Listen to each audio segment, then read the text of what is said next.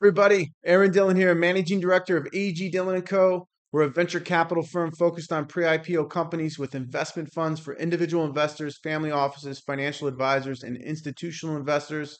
All right, so I got pre-IPO company update for you here for the week ending 24 February 2023. Today we'll hit on big company news for last week, large capital raises, individual pre-IPO company stock performance for the last week, and pre-IPO company spotlight on Miro.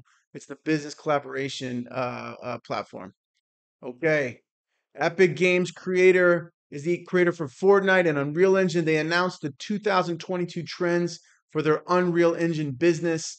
The Unreal Engine is a platform that video game and metaverse technology that developers and graphic designers can use in a number of different applications. They make video games, visual effects for movies and TV shows, or provide virtual walkthroughs for a piece of new real estate, as an example of some of the use cases you can use this thing for. Unreal Engine is free to use, but users must pay a revenue sharing to Epic Games. So it's way more lucrative for Epic, in my opinion. A little bit more risky, but way more lucrative in the long run. So listen to some of these stats for Unreal Engine. So 23% growth in monthly active Unreal Engine users. That's compared to 2021. The biggest regions with the biggest growth were North America, and they were up 40%, and Asia up 30%. Over 50% of next gen games announced that they are being built on Unreal Engine. That is nuts. They basically control half the video game market. Unreal Engine has been used in over 500 film and TV projects today. It's 44% increase over 2021. They have 2.6 million MetaHumans created to date. If you haven't seen MetaHumans, you got to check it out. Just Google it, watch some YouTube videos. They make these characters. You can like adjust their features in their face, their tall, their body shape, everything. It's wild, and make these people in the metaverse. You can even do a scan of your own face and upload it into Unreal Engine and make like a photorealistic avatar of yourself in Unreal Engine. It's awesome. And they also had over 40 million Quixel assets downloaded as well. So Quixels are like if you're building something like a video game or something in the metaverse and you want to put a building up, right? You can download this stuff from Quixel, which is a Epic Games business, and it has prefabricated buildings. So your game can look incredible just by tapping into some of these assets that Unreal Engine has. So okay, so it's an incredible business. I believe that this is going to be the primary source of revenue for Epic Games in the future, if it isn't already today. Unreal Engine, I think, is a winner.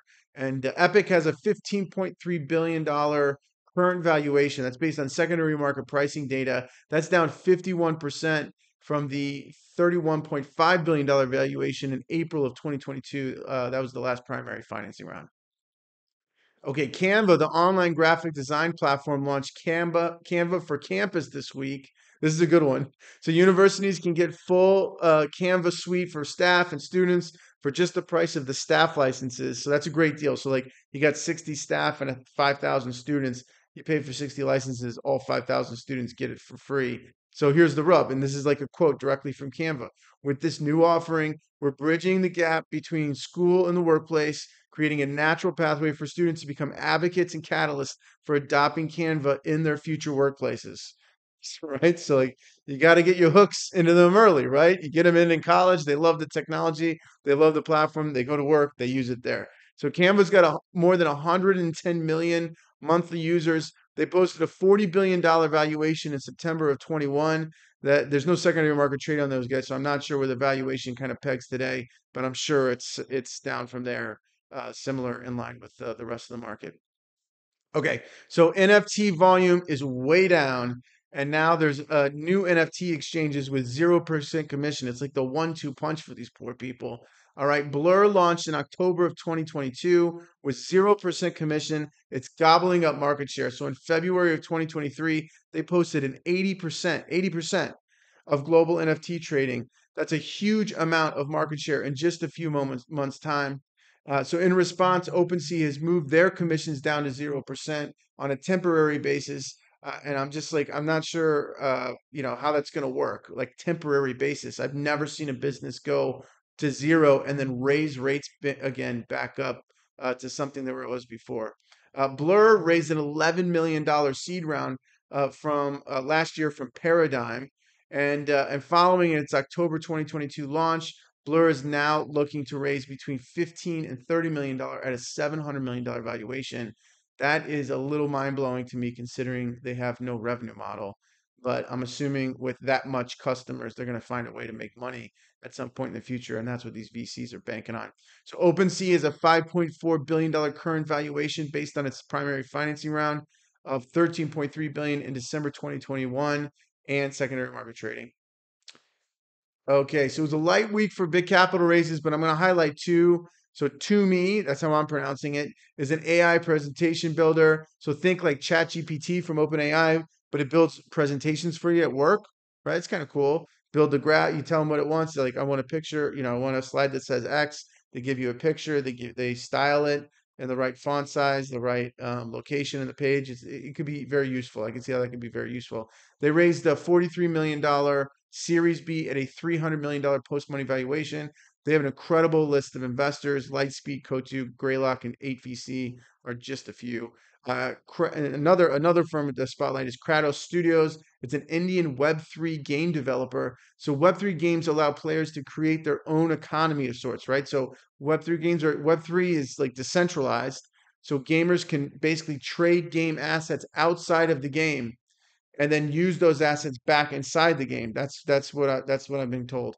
So if like your character has a sword that I really want for this game, and I really like it, I can contact you and I can buy the sword from you with cryptocurrency and then use that sword inside of the game. And this all happens like off platform, right? So that's super interesting. It's like kind of this virtual economy that's created within this one little ecosystem of the game, right? Kratos raised a $20 million seed round at a $170 million valuation, and Excel led that round. So Excel's like a very good VC firm out of San Francisco. So that's a good price. That's a good price and good valuation for those guys. All right, right. So now on to secondary market stock performance for the week. Pre-IPO stocks were down for the week at 1.03%. They did beat the public market indexes. The S&P 500 was down 2.7%. S&P 500 growth was down 2.46% for the week. Pre-IPO stocks are still trailing public stocks for the year by just over 5%. But this week was another good week for pre-IPO stocks relative to the public stock market, picking up gain attraction here. So year-to-date rankings haven't changed since last week. OpenSea, Revolut, Brex, Databricks, and Rippling all lead the pack. On the positive side, Chime, Airtable, and Flexboard take up the rear, excuse me. And Brex had a big week, up 8%. Rippling had a big week, up 6.5%. Stripe was down 7%, no doubt from the news that they're even lower on this last primary round that they're out currently raising right now, down to $50 billion. They kind of top ticked at 95 billion from a primary round. They had secondary market trades that were going off at 150 billion. So those folks are down 66% from the trade just like less than 2 years ago. That hurts. And Databricks and Airtable were both down 8%. Okay, so now let's spotlight Miro this week. Miro is an online collaboration platform to help teams work better. This is a great solution for global teams or companies that have gone remote, right? And they have just think about that. That's like a whiteboard. You can put stuff up there. Everyone can log in. You can see. You can move things around. It's great for like developers if you're trying to build an app. You can look at all the different screens on the app, make comments, see how they flow from one screen to another. It's like really interesting technology. So they have a 17.5 billion valuation based on the last primary financing round in December of 2021. They raised 2.65 billion to date. And Miro posted 300 million in 2021 revenue. That's the latest revenue number that I have. Altier, I'm going to pronounce it that way, Capital and Excel early investors. Excel showing up there again. And they got some other notable investors included Iconic Growth, TCV, Salesforce Ventures, GIC, which is a sovereign wealth fund out of Singapore, DST Global, Dragoneer, and Atlassian. Okay, and then Miro's got 35 million users. They also count Walmart, Cisco, and Deloitte and Volvo as customers. They got big customers. Since 2020, the company has grown its user base by 500%. Its paying customer base by 550%. I'll get to that in a second. 100 of the Fortune 500 are customers or clients, with 20 of the 100 having more than $1 million in annual recurring contract revenue. So big business and growing. with big customers, enterprise customers. Miro's got a subscription-based model. So as mentioned earlier, they have a free, free solution. It's kind of these freemiums, and then a $16 per month business account. There's also enterprise pricing available also. All right, so let's end it there. If you have any pre-IPO stock research needs, please reach out. I'd love to dive in with you. Also, we have 2 funds available for investment right now. For SpaceX only exposure, visit agdillon.com/SpaceX. The big rocket Starship is launching soon. They keep doing tests like every week, and they're passing these tests. So I think even Elon Musk yesterday, if I'm not mistaken, just announced that when they're going to launch, which is going to happen later this month. So it's very exciting time for this new rocket to go up. And they also have Starlink, right? So Starlink is their satellite internet business. It's scaling fast, and it's a great entry point, in my opinion, to get into SpaceX. We've raised $3.2 million to date for this fund, and we aim to close it sometime in mid-March or early April. All right, and for diversified pre-IPO exposure, check out agdillon.com/top15. That's like SpaceX, Stripe, Canva, Instacart, Epic Games, Discord, Plaid, etc. Right? Okay, thanks, and I'll see you guys all next week.